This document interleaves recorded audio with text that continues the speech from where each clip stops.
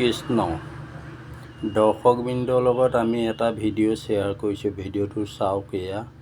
এইটো হ'ল সৰ্পই সলোৱা মুঠ বুলি কয়, আমি মুঠ সলোৱা বুলি কওঁ।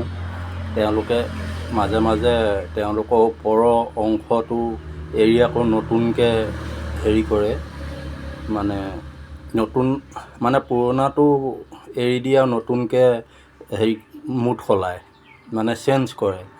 আমি ক'ব নাজানিব পাৰোঁ, তথাপি আৰু এইটো কাৰণে ভিডিঅ'টো আপোনালোকৰ লগত আমি শ্বেয়াৰ কৰিছোঁ। যিসকলে চিনি নাপায় সেইসকলৰ লগত এইটো পৰিচয় কৰাই দিছোঁ। আৰু এটা কথা জানিবলৈ দিওঁ, এই মুঠটো যদি কেনেবাকৈ আপোনালোকে পায় তেতিয়াহ'লে গৃহত যতনেৰে ৰাখিব। আমাৰ অপায় অমংগল দূৰ হয়, নিগেটিভ এনাৰ্জি দূৰত থাকে। আমি বেজ কবিৰাজ ডক্তৰ নহয়, তথাপি আমি নিজে যিটো পাইছোঁ গুণতত্ত্ব সেইটো আপোনালোকৰ লগত শ্বেয়াৰ কৰিছোঁ।